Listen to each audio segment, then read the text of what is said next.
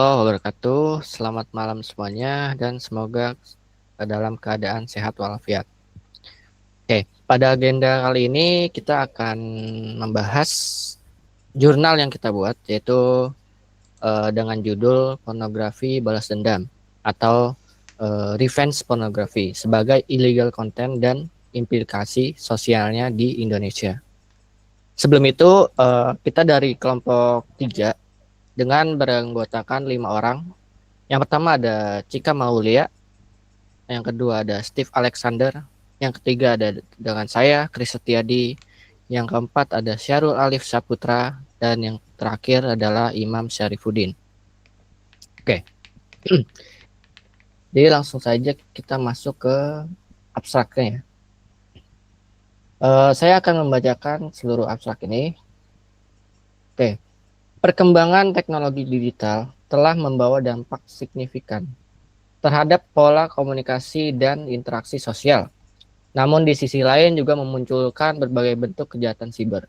Salah satu bentuk kejahatan siber yang semakin mendapat perhatian adalah pornografi balas dendam atau dengan nama lain revenge pornography, yaitu penyebaran dalam kategori illegal content karena mengandung muatan pornografi, dilakukan tanpa persetujuan, serta sering disertai dengan ancaman dan pemerasan. Di Indonesia, revenge pornografi umumnya ditangani oleh Undang-Undang Nomor 11 Tahun 2008 tentang informasi dan transaksi elektronik. Namun penegak hukumnya masih menghadapi berbagai kendala, seperti keterbatasan regulasi yang spesifik dan kuatnya budaya victim blaming. Lalu penelitian ini bertujuan untuk menganalisis pornografi balas dendam sebagai konten ilegal dengan menelaah motif perilaku implikasi sosial terhadap korban, serta hambatan dalam penegakan hukum di Indonesia. Metode penelitian yang digunakan adalah metode kualitatif dengan pendekatan studi pustaka, menggunakan sumber data sekunder yang berupa jurnal ilmiah, peraturan perundang-undangan, dan pemberitaan media. Data dianalisis secara deskriptif untuk memperoleh pemahaman yang komprehensif mengenai fenomena revenge pornografi. Hasil penelitian menunjukkan bahwa revenge pornografi tidak hanya merupakan pelanggaran kesusilaan, tetapi juga bentuk kejahatan siber yang berdampak serius terhadap kondisi psikologis korban dan keamanan ruang digital. Penelitian ini diharapkan dapat menjadi dasar penguatan perlindungan korban serta pengembangan kebijakan pencegahan revenge pornografi di Indonesia. Oke. Untuk keywordnya sendiri pada jurnal ini adalah pornografi balas dendam, konten ilegal, kejahatan siber, perlindungan korban, dan privasi digital. Baik, sekarang kita masuk ke pendahuluan ya. Perkembangan teknologi digital ini tidak hanya membuka ruang komunikasi dan ekspresi, tapi juga melahirkan berbagai bentuk kejahatan baru. Salah satunya adalah kejahatan siber atau cybercrime. Teknologi informasi dapat diibaratkan sebagai pedang bermata dua ya. Di satu sisi memberikan manfaat besar, namun di sisi lain menjadi sarana efektif bagi aktivitas ilegal.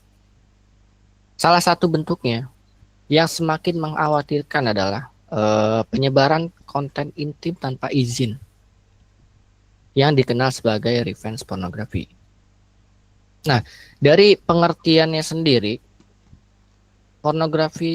revenge porn merupakan tindakan mempublikasikan atau menyebarluaskan foto maupun video intim seseorang tanpa persetujuan korban. Biasanya dilakukan oleh mantan pasangan atau orang terdekat. Nah, fenomena ini termasuk dalam kategori image-based sexual abuse, yaitu bentuk kekerasan seksual berbasis gambar. Kemajuan teknologi dan budaya digital menjadikan praktik ini semakin mudah dilakukan dan sulit dikendalikan. Oke. Nah, dalam konteks modern, revenge porn dikategorikan sebagai teknologi facilitated sexual violence atau kekerasan seksual yang difasilitasi oleh teknologi. Motif pelaku beragam. Antara lainnya adalah balas dendam setelah hubungan berakhir, mempermalukan korban, pelampiasan emosi, dan pemerasan atau ancaman. Hal ini menunjukkan bahwa revenge porn bukan sekedar pelanggaran privasi saja, melainkan juga tindakan kekerasan. Lalu ada dampak terhadap korban. Korban revenge porn sering mengalami dampak serius, baik secara sosial maupun psikologis seperti kehilangan privasi, tekanan dan stigma sosial, perundungan daring, dan gangguan mental emosional. Selain itu, korban kerap menghadapi victim blaming, di mana korban justru disalahkan atas penyebaran konten tersebut, sehingga memperburuk kondisi psikologis mereka. Untuk tinjauan hukum di Indonesia, secara hukum, revenge porn tergolong sebagai illegal content dalam Undang-Undang Nomor 11 Tahun 2008 tentang informasi dan transaksi elektronik. Pasal 27 ayat 1 melarang distribusi konten yang melanggar kesusilaan dan pasal 45 mengatur sanksi pidananya. Namun demikian, regulasi tersebut belum secara spesifik mengatur pornografi non-konsensual, termasuk revenge porn ini. Lalu kendala penegakan hukumnya adalah penegakan hukum terhadap kasus revenge porn masih menghadapi berbagai hambatan, antara lainnya kesulitan pembuktian digital, minimnya perlindungan dan pendampingan korban, lalu bias sosial dan budaya yang menyalahkan korban. Penelitian terdahulu juga menunjukkan bahwa regulasi di Indonesia masih belum memadai dalam menangani kasus ini secara komprehensif. Oke. Untuk tujuan penelitian, berdasarkan permasalahan tersebut, penelitian ini bertujuan untuk menganalisis revenge porn sebagai konten ilegal, mengkaji motif perilaku revenge porn, menelaah respon sosial terhadap korban, mengidentifikasi hambatan dalam penegakan hukum. Lalu penelitian ini diharapkan dapat mengisi kekosongan kajian hukum terkait revenge porn pornografi di Indonesia. Harapan dan kontribusi penelitian. Melalui penelitian ini diharapkan dapat diperoleh pemahaman yang lebih komprehensif mengenai fenomena revenge pornografi. Hasil penelitian diharapkan dapat menjadi bahan pertimbangan bagi pembuat kebijakan, dasar penguatan perlindungan hukum bagi korban, sarana edukasi masyarakat tentang bahayanya revenge porn ini. Kita masuk ke bagian metodologi penelitian. Penelitian ini menggunakan metode kualitatif dengan pendekatan studi pustaka atau library research. Seluruh data ini diperoleh dari sumber sekunder seperti jurnal ilmiah, buku, dan artikel berita. Data kemudian diolah dan dijelaskan secara deskriptif untuk memperoleh pemahaman mendalam mengenai pornografi balas dendam atau revenge pornografi sebagai konten ilegal dan implikasi sosialnya di Indonesia. Oke, lanjut ke hasil pembahasan ya, akan dilanjutkan oleh partner saya. Kita masuk ke hasil dan pembahasan. Di perkembangan teknologi informasi dan media sosial yang terus maju, beberapa telah disalahgunakan, telah mengubah pola kejahatan ke ruang digital. Salah satu kejahatan siber yang meningkat signifikan adalah revenge pornografi, yaitu penyebaran konten intim tanpa persetujuan korban. Praktik ini dikategorikan sebagai illegal content karena melanggar privasi, mengandung unsur pornografi, dan dilakukan tanpa izin korban. Revenge pornografi tidak berdiri sendiri, tapi berkaitan dengan berbagai bentuk kejahatan siber lain, seperti pelanggaran privasi, pemerasan digital, dan distribusi konten ilegal. Beberapa dengan kejahatan konvensional dampaknya bersifat jangka panjang karena jejak digital sulit dihapus dan dapat menyebar secara luas. Di sini ada contoh kasus yang terjadi di Bekasi pada tahun 2025 atau tahun ini, di mana seorang pemuda berinisial MSY, yaitu berumur 20 tahun, ditangkap karena menyebarkan konten pornografi mantan kekasihnya melalui media sosial. Konten tersebut direkam tanpa persetujuan korban saat panggilan video dan kemudian digunakan untuk mengancam serta memeras korban setelah hubungan mereka berakhir. Pelaku menyebarkan konten melalui Instagram, Facebook, dan akun palsu. Bahkan mengirimkannya kepada kerabat korban untuk memperbesar tekanan sosial. Meskipun korban sempat memenuhi permintaan uang, penyebaran tetap berlanjut hingga akhirnya korban melapor ke pihak kepolisian. Di sini kasus menunjukkan bahwa revenge pornografi merupakan bentuk illegal konten yang memanfaatkan relasi personal dan teknologi digital dengan dampak serius terhadap korban baik psikologis maupun sosial. Selanjutnya akan dijelaskan oleh partner saya tentang hasil pembahasan ini. Ya, dari kasus tadi, MLS tadi, kita bisa lihat dengan jelas itu karakteristik revenge pornografi itu sendiri ya. Kenapa jadi illegal content dan kenapa dia jadi cyber kejahatan di dunia maya gitu. Dia di situ ada diperlihatkan distribusi konten pornografi itu tanpa persetujuan korban yang secara langsung melanggar hak privasi individu. Konten tersebut gak hanya disebarkan, tapi juga dimanfaatkan sebagai alat ancaman dan pemerasan. Itu udah kategorinya masuk ke cyber extortion. Hal ini menunjukkan bahwa revenge porn seringkali melibatkan lebih dari satu pihak tindak pidana cyber, mulai dari penyebarannya, pelanggaran privasi, hingga kekerasan berbasis teknologi. Lalu di balik itu semua pasti ada motif dan latar belakang kenapa terjadinya kejahatan itu. Terkait motifnya itu biasanya nggak muncul langsung secara tunggal gitu. Oh, gue mau ngelakuin hal jahat ini, tidak. Jadi kejahatan ini merupakan hasil dari interaksi antara motif personal pelaku, kondisi sosial, pokoknya tekanan sosial dan kemudahan teknologi pastinya. Penyebaran teknologi memungkinkan perekaman dan penyebaran konten intim dilakukan dengan cepat tanpa batasan yang jelas, sehingga meningkatkan resiko terjadinya penyalahgunaan konten pribadi. Lalu ada juga dari selain motif teknologi digital yang lebih bagus di zaman sekarang, ada motif dari emosional pelaku sendiri. Di sini pasti motif utamanya yaitu mendorong pelaku karena perasaan sakit hati dengan si korban itu, entah kekecewaan atau kemarahan atau bahkan ancaman yang mengakibatkan si pelaku ini sama korban itu hubungannya bisa berakhir atau bagaimana. Dalam kondisi tersebut, pelaku menjadikan konten intim yang dibuat bersama korban tersebut sebagai sarana balas dendam untuk mempermalukan korban dan menekan korban secara psikologis biasanya.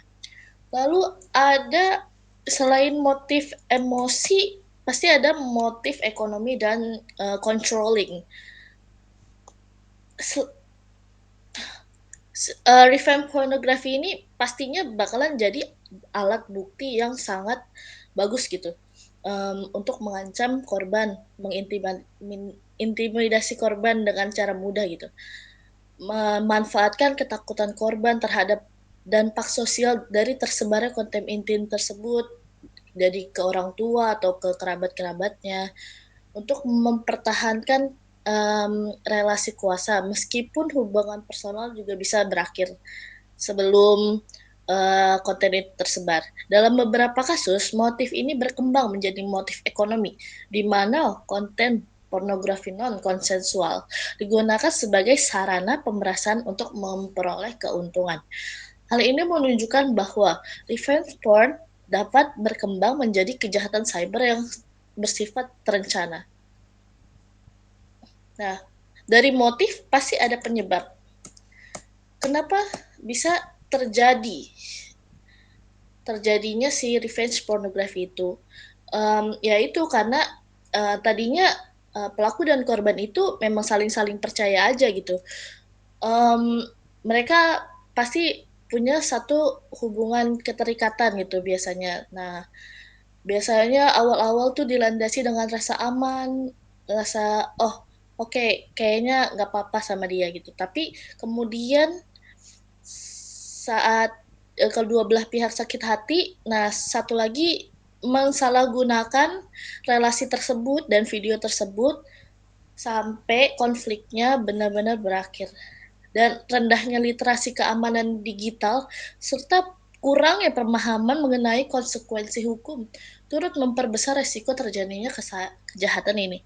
Di sisi lain, kemudahan teknologi digital semakin mempercepat proses penyebaran konten ilegal. Lalu implikasi ke sosialnya terhadap korban atau viktimisasi sebagai bentuk illegal konten, revenge pornografi atau pornografi balas dendam pastinya menimbulkan implikasi sosial yang luas dan pastinya kompleks. Korban nggak hanya mengalami pelanggaran privasi, tapi juga pandangan sosial yang buruk, penghakiman moral. Pokoknya dia orang yang nggak benar atau gimana. Serta tekanan-tekanan psikologis lainnya yang berkepanjangan gitu, bertahun-tahun, berbulan-bulan. Dalam konteks sosial di Indonesia ini, korban biasanya perempuan, tapi nggak menutup juga ada laki-laki, seringkali diposisikan sebagai pihak yang bersalah, sehingga praktik victim blaming menjadi fenomena yang umum. Kondisi ini menyebabkan terjadinya viktimisasi ganda, di mana korban yang mengalami kekerasan baik dari pelaku maupun dari lingkungan sosialnya.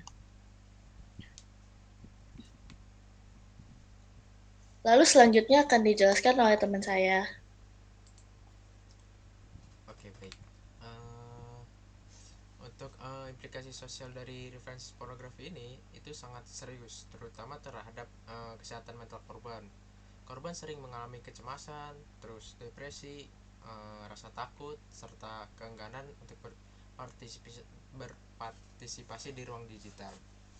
Dalam skala yang lebih luas, praktik penyebaran konten intim tanpa persetujuan dapat menjadi hal yang dinormalisasi, sehingga membentuk budaya digital yang tidak aman dan tidak menghormati hak privasinya.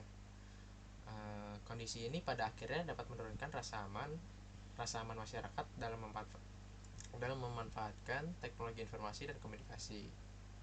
Penanggulangan revenge pornografi sebagai bentuk konten ilegal memerlukan pendekatan yang komprehensif.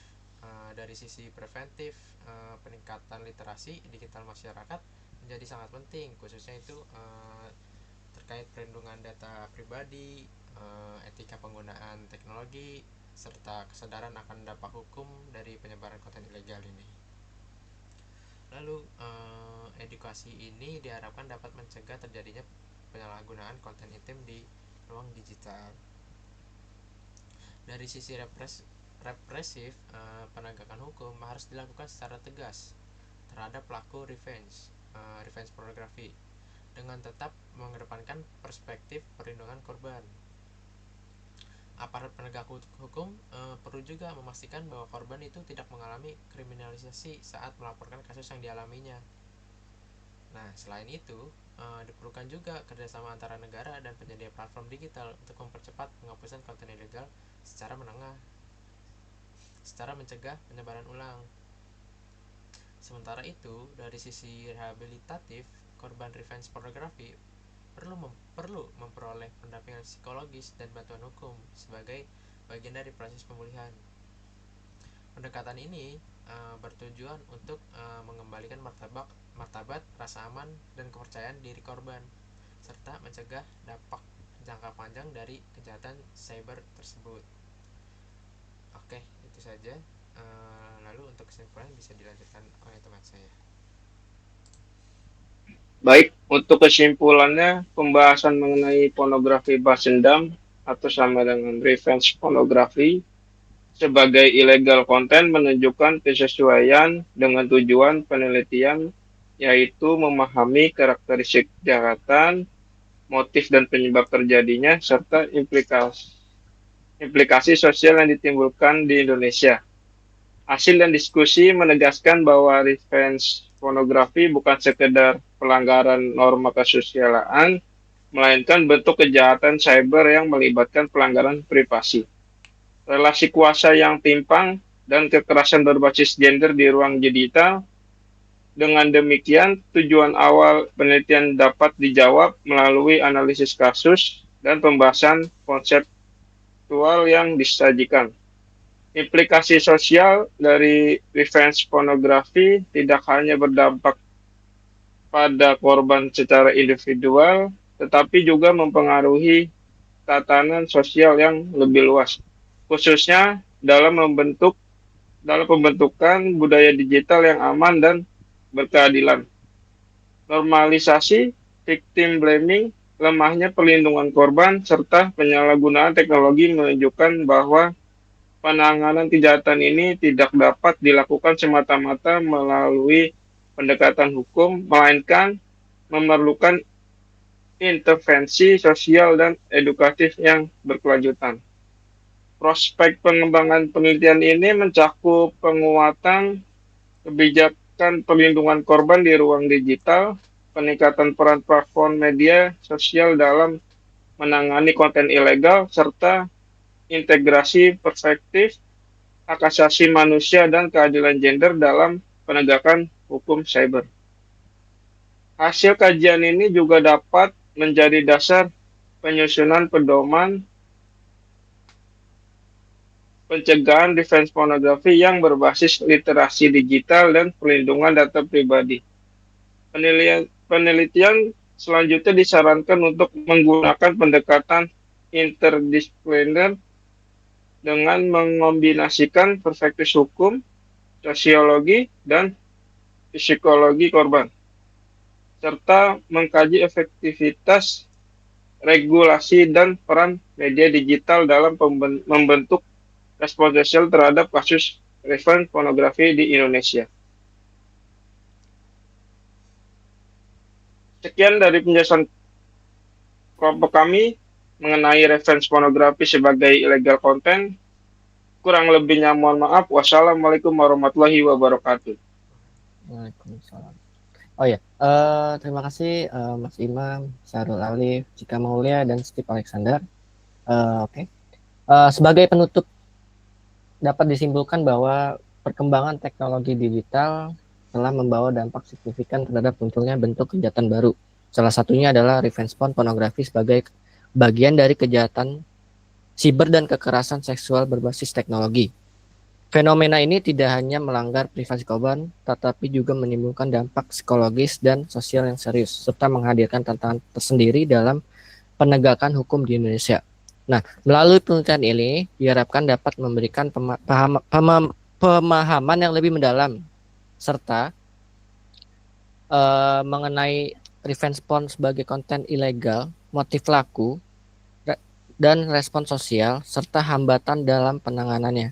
Selain itu, penelitian ini diharapkan juga dapat menjadi kontribusi akademis bagi pengembangan hukum siber, serta mendorong lahirnya regulasi dan mekanisme perlindungan yang lebih berpihak kepada korban.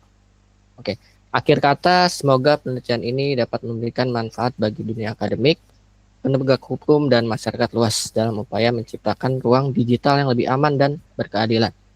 Terima kasih atas perhatian Bapak atau Ibu. Sekian, terima kasih. Wassalamualaikum warahmatullahi wabarakatuh.